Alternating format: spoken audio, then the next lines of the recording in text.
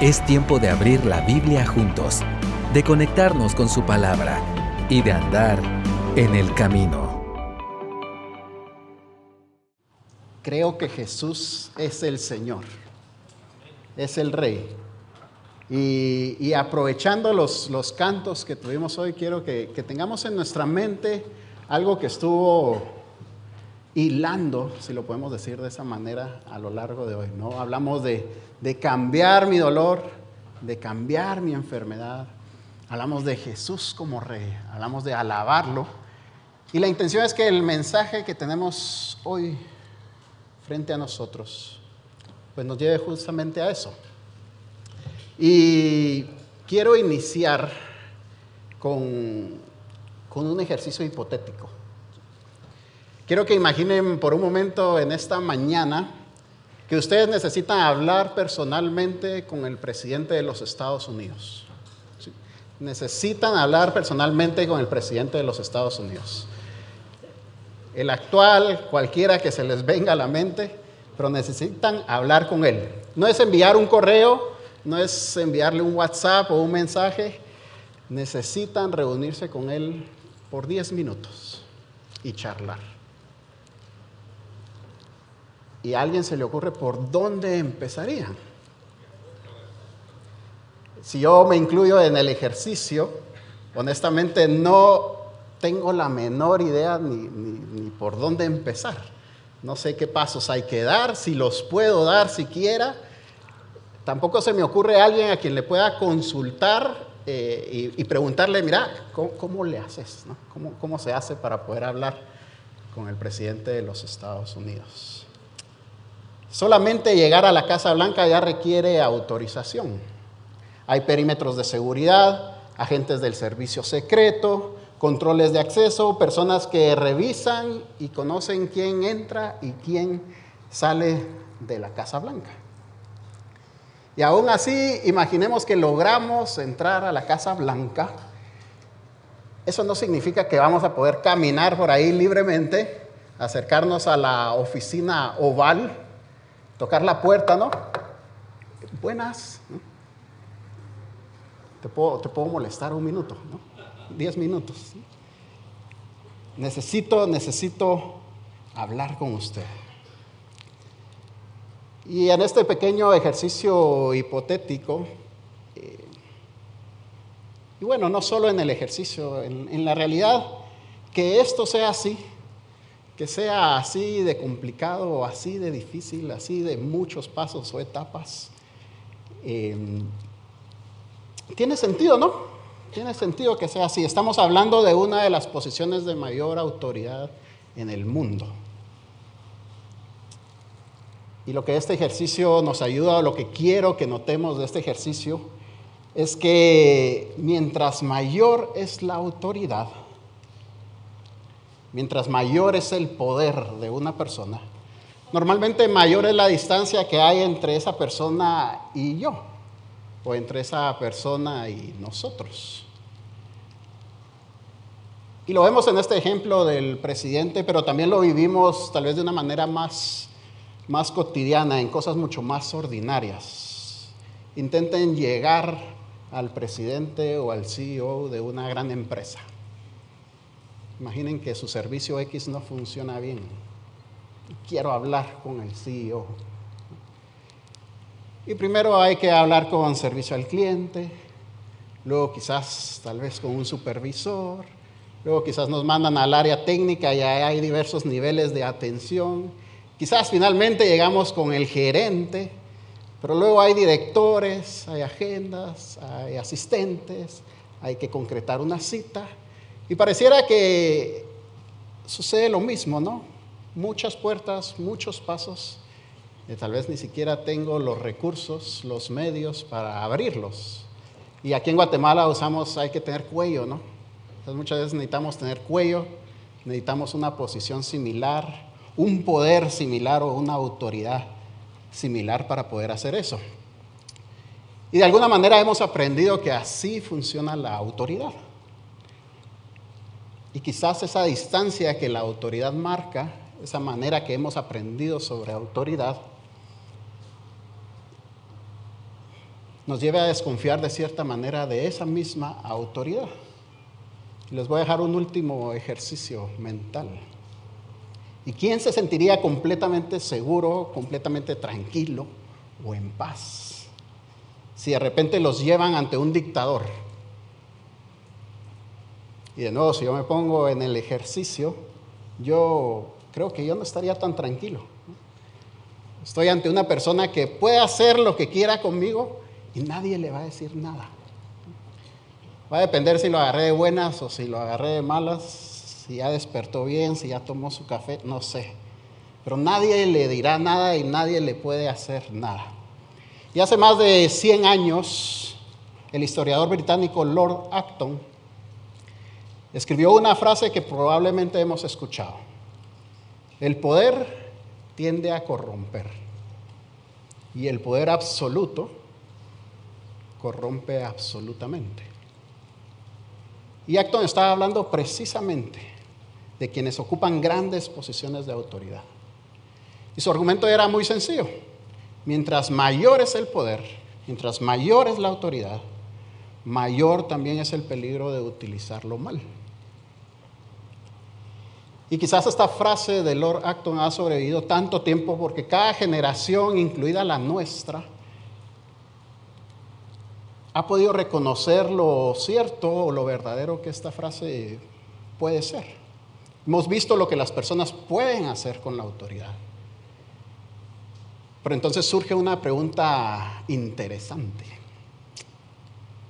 ¿Qué harías tú si tuvieras toda la autoridad? ¿Qué harías tú si nadie pudiera detenerte? Si tu palabra fuera suficiente.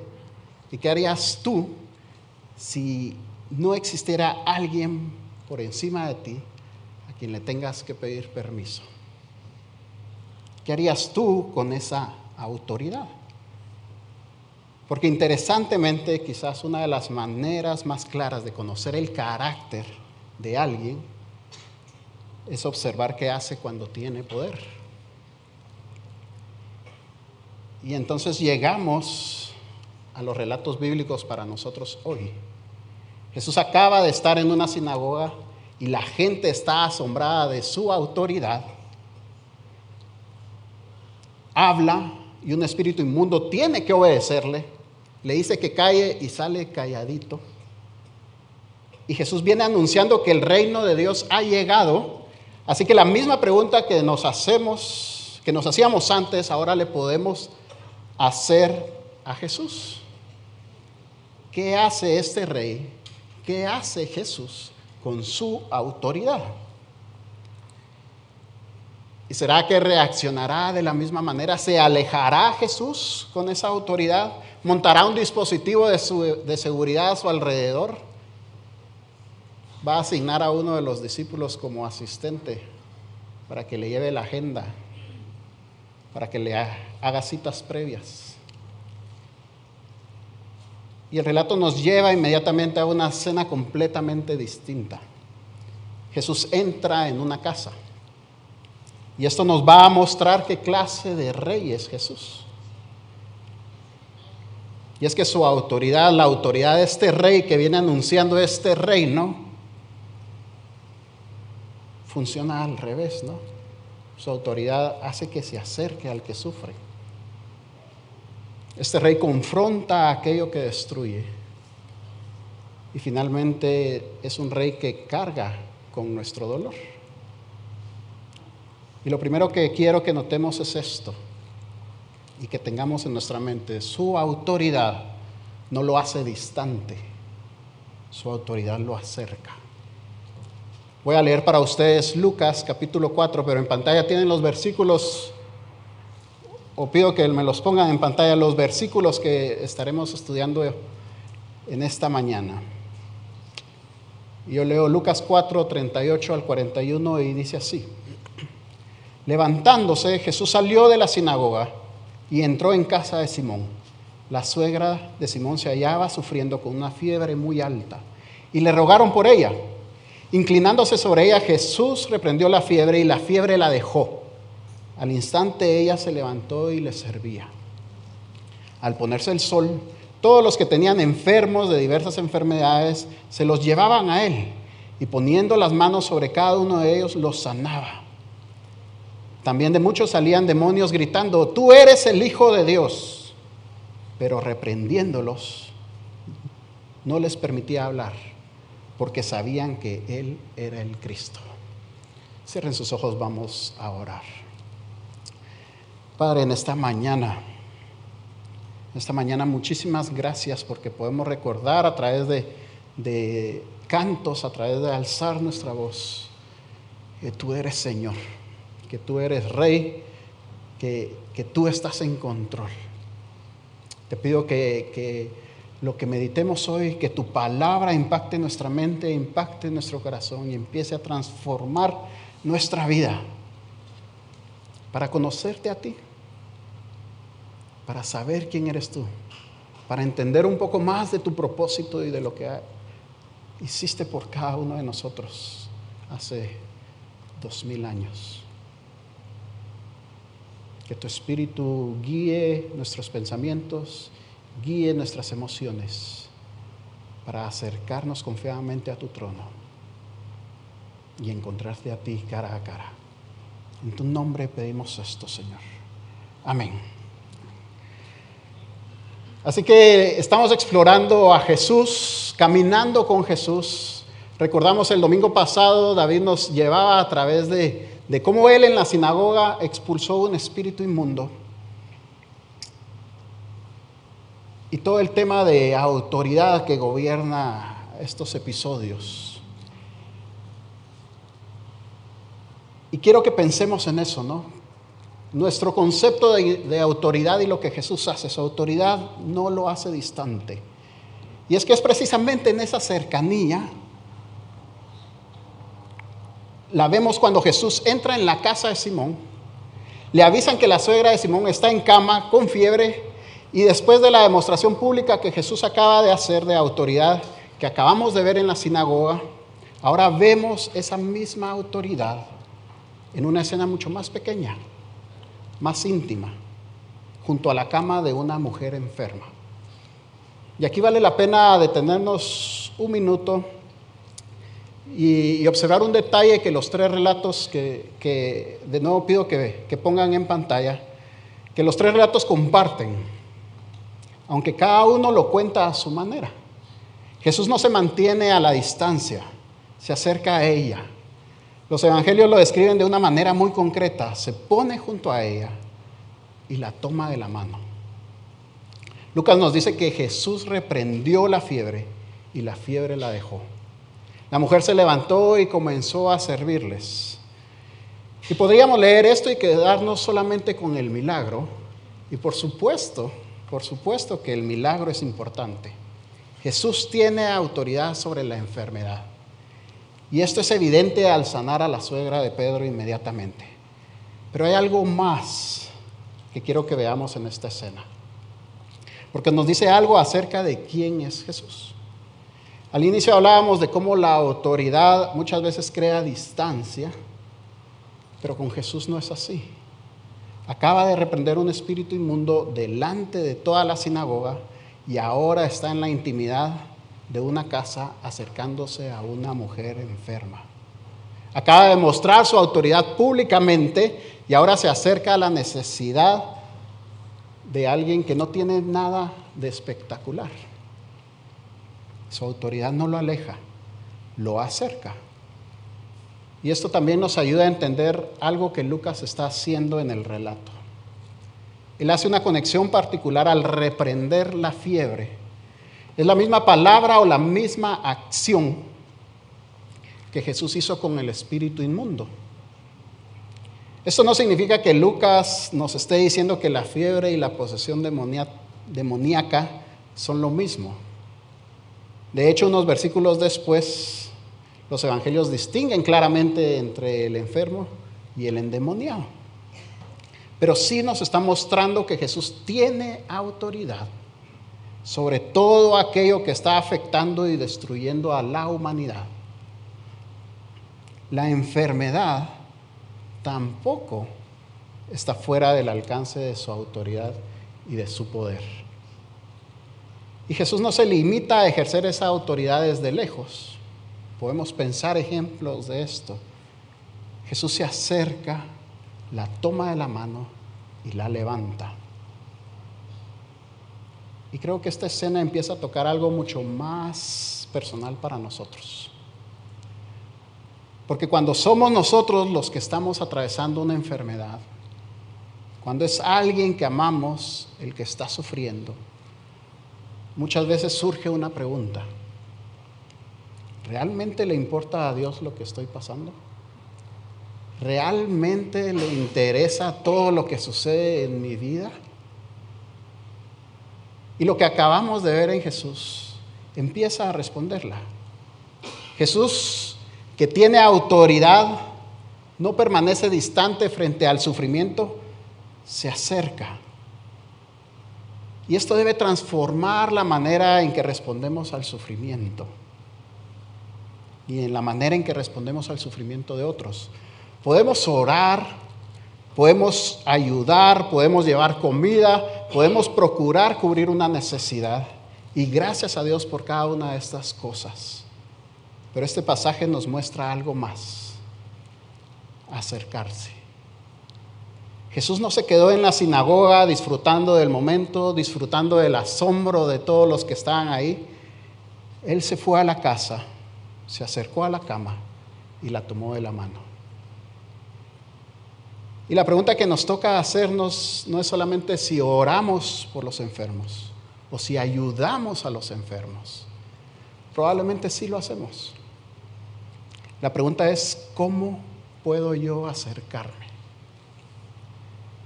Porque acercarse cuesta. Cuesta tiempo, cuesta comodidad, cuesta ver de cerca el dolor que muchas veces preferiríamos no ver.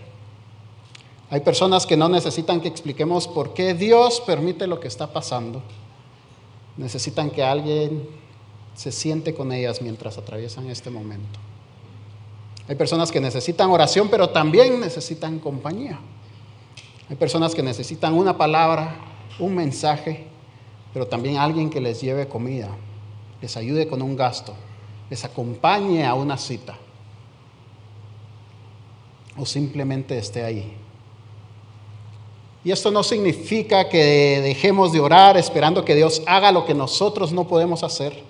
Al contrario, hay necesidades que Dios puede resolver mediante un milagro, y hay necesidades que en su providencia decide atender mediante las manos, el tiempo y los recursos de su iglesia. Por eso, cuando vemos a alguien sufrir, nuestra pregunta no debería ser solamente: ¿ya oré por él? También deberíamos preguntarnos: ¿cómo puedo acercarme a esa persona? Tal vez es visitar, tal vez es escuchar, tal vez es llevar comida, tal vez es ayudar económicamente. Tal vez es simplemente sentarnos al lado de alguien que está sufriendo, aun cuando no sepamos qué decir. Y también es orar. Orar por sanidad, orar por fortaleza, orar por sabiduría, orar por la familia, orar confiando que Dios sigue siendo bueno y soberano, aun cuando no sabemos cuál será su respuesta. Porque la suegra de Pedro no fue ignorada por Jesús. Jesús la vio, se acercó y actuó en favor de ella. Y quizás hoy necesitamos preguntarnos: ¿a quién estamos dejando fuera de nuestra vista porque su necesidad nos resulta incómoda? Hay alguien que sabemos que está sufriendo, pero hemos preferido mantener cierta distancia. La suegra de Pedro no quedó fuera del alcance de Jesús. Y probablemente hay alguien cerca de nosotros que tampoco debería quedar fuera del alcance de su amor a través de nosotros. Pero lo que Jesús hace en esa casa con una sola mujer es apenas el comienzo. Porque cuando cae la noche, cuando cae la tarde, la escena cambia completamente. Durante el día Jesús había estado en la sinagoga, después había entrado en la casa de Simón y había sanado a su suegra, y ahora empiezan a llegar personas a esta casa. Marcos nos dice que toda la ciudad estaba reunida delante de la puerta. Ya no es una sola persona, ahora están llegando enfermos, personas que están sufriendo y también personas que están atormentadas por demonios. Y Jesús los recibe a todos. Mateo dice que sanó a todos los enfermos y Marcos habla de muchos que padecían diversas enfermedades y de muchos demonios que fueron expulsados. Lucas dice que Jesús puso las manos sobre cada uno de ellos y los sanó. En esa casa se reunieron diferentes enfermedades, diferentes personas atormentadas espiritualmente, diferentes expresiones del sufrimiento humano y se encontraron cara a cara con el único con la autoridad sobre todo esto. Y de nuevo vale la pena detenernos un minuto, porque cuando hablamos de estas cosas, fácilmente podemos irnos a uno de dos extremos. Por un lado, podemos comenzar a pensar que toda enfermedad necesariamente tiene detrás una actividad demoníaca. Pero el texto no nos permite hacer eso.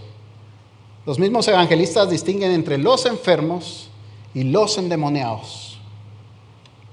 No todo enfermo está endemoniado. Pero también podemos irnos al otro extremo y tratar la realidad espiritual como si fuera algo irrelevante. Y tampoco podemos hacer eso, porque los evangelios presentan claramente a Jesús enfrentando a los poderes espirituales que esclavizan y destruyen. Y entonces, ¿qué es lo que estamos viendo aquí? ¿Qué es lo que vemos en esta escena de los evangelios? Y lo que vemos es que Jesús tiene autoridad sobre todo aquello que está destruyendo a las personas. Jesús tiene autoridad sobre todo aquello que está destruyendo a las personas. Y esto tiene mucho sentido cuando recordamos dónde estamos en el Evangelio de Lucas. Poco antes de este episodio en Lucas, Jesús estuvo en Nazaret y leyó en la sinagoga las palabras del profeta Isaías. Y habló de buenas noticias para los pobres, de libertad para los cautivos y los oprimidos, de recuperación de vista para los ciegos y de que había llegado el tiempo favorable del Señor. Y ahora Lucas nos da una ventana hacia cómo comienza a verse eso en la vida real. Jesús no solamente habló de libertad, Él empezó a liberar. No solamente habló de restauración, empezó a restaurar. Y no solamente anunció el reino de Dios. Ahora vemos qué sucede cuando el rey comienza a actuar. Por eso estos milagros son mucho más que historias de personas que tienen un problema y Jesús se lo solucionó. Cada una de estas escenas nos está diciendo algo acerca de quién es Jesús. Cuando una persona enferma es restaurada o una persona es liberada, estamos viendo la autoridad del rey y estamos viendo cómo es el reino de los cielos. El problema no es solamente que algunas personas tenían una enfermedad o que algunas estaban bajo opresión espiritual. Estamos viendo en una pequeña escala, en un pequeño cosmos, la realidad de un mundo quebrantado. Y Jesús entra en ese mundo. Eso es lo que hace tan importante la llegada del reino de los cielos. Cuando el rey llega, cuando Jesús llega, el mal no puede simplemente continuar como si nada hubiera pasado. Jesús confronta aquello que destruye, la enfermedad, la esclavitud, el pecado y finalmente la muerte. Pero todavía no ha llegado el día en que todo eso desaparecerá por completo. El reino de Dios ya ha irrumpido, pero su restauración todavía no ha llegado a su plenitud. Por eso podemos ver pequeñas muestras de lo que algún día será completo. Una mujer que estaba postrada se levanta. Personas que llegan enfermas son sanadas. Personas atormentadas son liberadas. Por un momento podemos ver un pequeño anticipo de cómo serán las cosas cuando la restauración de Dios sea completa. Es algo momentáneo, porque todas aquellas personas que fueron sanadas esa noche, algún día volverían a enfermar. La suegra de Pedro seguiría envejeciendo. Aquellos que fueron liberados de los demonios seguirían viviendo en un mundo quebrantado. Y eventualmente todos ellos tendrían que enfrentarse a la muerte. Y esto nos ayuda a entender algo importante acerca de los milagros de Jesús. Son señales. No son todavía la restauración completa. Nos muestran hacia dónde está llevando Jesús la historia, pero todavía no hemos llegado al final. Son señales. Y esto es importante para nosotros, porque nosotros seguimos viviendo en un mundo donde hay enfermedad, donde hay dolor, donde hay muerte y donde hay maldad. Y a veces nos preguntamos, si Jesús tiene autoridad sobre todo esto, ¿por qué? ¿Por qué todavía sucede? Y aunque este pasaje no nos da una explicación específica para cada caso, no nos dice por qué una persona es sanada y otra no. No nos da una fórmula para entender cada enfermedad, cada tragedia o cada oración que parece quedar sin respuesta. Lo que sí nos da es un fundamento que necesitamos recordar. Jesús tiene autoridad. Eso no significa que no vamos a sufrir. No significa que cada enfermedad desaparecerá cuando oremos. No significa que si tenemos suficiente fe, vamos a obtener exactamente la respuesta que queremos. Significa que nuestro sufrimiento, nuestra enfermedad, no está fuera del gobierno de Cristo. Podemos orar por sanidad sin presumir que Dios está obligado a responder de la manera que nosotros queremos. Podemos reconocer que el mal es real sin vivir como si Cristo no tuviera autoridad sobre él. Porque aunque nosotros no tengamos control sobre todas esas cosas, Cristo sí tiene autoridad. Podemos reconocer que el dolor es real y al mismo tiempo mirar a Cristo y recordar que el dolor no tendrá la última palabra. Porque el mismo Jesús que entró en aquella casa, se acercó a una mujer, ahora está delante de una ciudad entera, enfrentando todo aquello que está destruyendo a las personas. Y Mateo, en el versículo 17 del capítulo 8, después de contarnos sobre estas sanidades, hace una conexión que no podemos pasar por alto. Nos dice que todo esto ocurrió para que se cumpliera lo dicho por el profeta Isaías. Él mismo tomó nuestras enfermedades y llevó nuestras dolencias. Y esa conexión con Isaías nos obliga a mirar más allá de las sanidades del momento. Porque el rey que tiene autoridad para controlar aquello que destruye, va a hacer algo todavía más profundo. Ese rey va a cargar con nuestro dolor. Y aquí es donde Mateo nos invita a sumergirnos un poco más profundo. Al citar Isaías 53 nos está diciendo que estas sanidades no son solamente demostraciones del poder de Jesús, ni simplemente actos de compasión aislados. Son parte de una historia mucho más grande, la historia del siervo que viene a cargar con el quebranto de su pueblo. Estas sanidades son señales de la misión de Jesús. La autoridad de Jesús no está desligada de su propósito. El reino de Dios está entrando en un mundo quebrantado. Y Jesús está comenzando a restaurar aquello que el pecado y la muerte han dañado. Pero esa restauración todavía no ha llegado a su plenitud. Y eso es importante. Porque si nosotros miramos solamente los milagros, podemos llegar a pensar que el problema principal que Jesús vino a resolver era la enfermedad. Pero la enfermedad es solamente una parte. Es un síntoma de algo más profundo. Vivimos en un mundo quebrantado, donde hay pecado, enfermedad, dolor, injusticia y muerte. Y Jesús no vino solamente a hacernos sentir un poquito mejor dentro de ese mundo. Él vino a redimir ese mundo. Y por eso la historia no termina en Capernaum, No termina en aquella casa y no termina con las multitudes que llegaron a aquella puerta buscando sanidad. La historia sigue hacia Jerusalén y sigue hacia la cruz. ¿Qué hace Jesús con su autoridad? Lord Acton podría preguntar, ¿qué hace alguien con poder absoluto? Y lo que Jesús hace es que se da a sí mismo. Porque el rey que tiene autoridad para sanar a otros, también tiene autoridad para entregar su propia vida. El que podía sanar a otros va a sufrir. El que podía levantar a otros va a ser levantado en una cruz. Y el que tiene autoridad sobre la muerte va a entregarse voluntariamente a ella. ¿Por qué? Porque el problema que Jesús vino a resolver era mucho más profundo que una enfermedad temporal.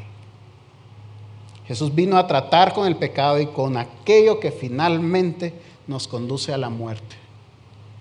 Y vino a restaurar nuestra relación con el Padre. El pecado no solamente nos hace culpables delante de Dios, también ha quebrantado este mundo en el que vivimos. Y Jesús entra en este mundo, Él entra en nuestro quebranto. Y en la cruz carga con nuestro pecado.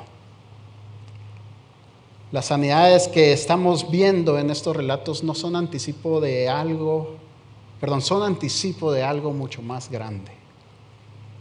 Son pequeñas ventanas hacia el futuro que Dios está preparando. Por un momento vemos lo que será cuando la restauración sea completa. Y entonces podemos regresar a aquella pregunta que hacíamos antes. ¿Realmente le importa a Dios lo que estoy pasando? Después de mirar estos relatos, podemos decir que sí. Sí le importa. Pero eso no significa que siempre sepamos qué hará Dios. No significa que sepamos qué hará con nuestro sufrimiento, con nuestra enfermedad. Todavía hay enfermedad. Todavía hay personas por las que oramos y no vemos la respuesta que esperábamos. Todavía hay diagnósticos que nos asustan. Enfermedades que duran años y personas que amamos a las que tenemos que acompañar en medio del dolor. Quizás algunos de nosotros estamos viviendo algo así ahora. Pero esta historia, este pasaje no nos deja sin esperanza. Porque hay una diferencia entre no saber qué hará Dios y no saber quién es Dios. Y eso lo vemos claramente en Jesús. Sabemos que no es un rey distante. Su autoridad no lo aleja, lo acerca. Sabemos que tiene autoridad sobre aquello que destruye, aunque todavía vivamos en un mundo quebrantado. Y sabemos que su misión no terminó en Capernaum. Iba camino a Jerusalén e iba camino a la cruz. Por eso nuestra esperanza no está en que nunca sufriremos. Tampoco está en que Dios siempre hará exactamente lo que nosotros queremos. Nuestra esperanza está en Cristo y su autoridad. Por eso podemos seguir orando por sanidad. Podemos pedirle a Dios que intervenga. Podemos buscar ayuda, recibir tratamiento y acompañarnos unos a otros. Podemos llorar cuando duele y reconocer delante de Dios que no entendemos lo que está pasando. Porque nuestra esperanza no está en una solución temporal. Está en confiar en aquel que murió y resucitó. Por lo tanto, la muerte ya no tiene la última palabra. Sabemos que toda autoridad le ha sido dada en el cielo, en la tierra y debajo de la tierra. Y llegará el día en que la restauración que vimos anticipada, en estas pequeñas escenas, en estos pequeños relatos, será completa. Ya no habrá enfermedad, ya no habrá dolor, ya no habrá muerte, ni habrá lágrimas. Y mientras esperamos ese día, podemos mirar a nuestro Rey y descansar en su autoridad. Y quiero invitarlos a que cierren sus ojos.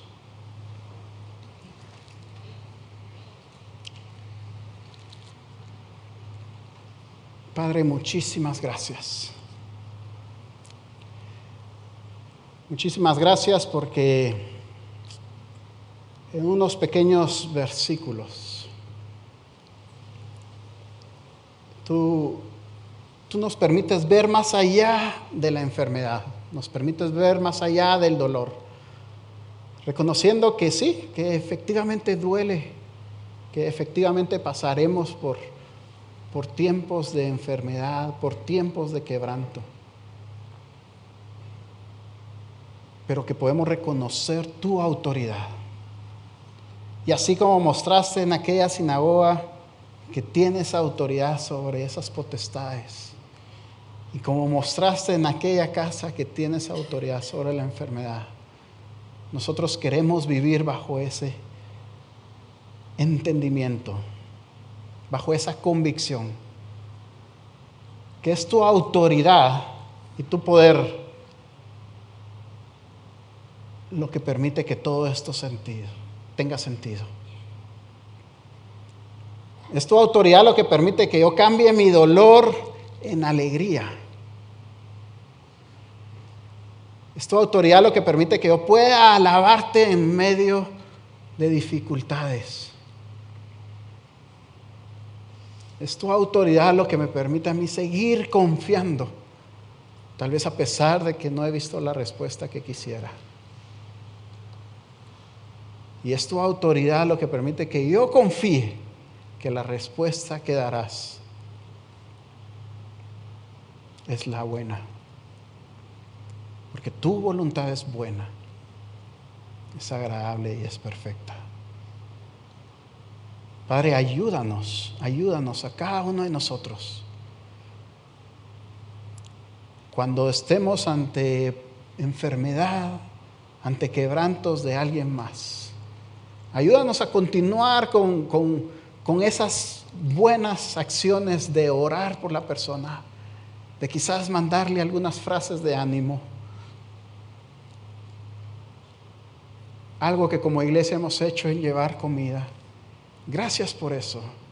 Pero ayúdanos a ver tu ejemplo en estos relatos y poder acercarnos intencionalmente a las personas, a escucharles, a abrazarles, a estar con ellas, a llorar, a reír. Señor, que podamos ser y que esta iglesia pueda ser esa extensión de tus manos y de tus pies. Y ese elemento, ese instrumento que tú utilizas para justamente cambiar el dolor en gozo, para justamente traer esperanza cuando no vemos y no entendemos qué está sucediendo. Y gracias porque en estos relatos podemos ver que a ti sí te interesa, que estás interesado en lo que nosotros padecemos, que no tenemos un sumo sacerdote que no entiende, sino que vivió todo. Y gracias, Padre, por permitirnos acercarnos a tu palabra en esta mañana, explorarla un poco. Transforma nuestra mente y nuestro corazón. Amén. Gracias por acompañarnos hoy. Esperamos que vuelvas y sigas conectado con la palabra. También te invitamos a que nos sigas en nuestras redes sociales. Hasta pronto.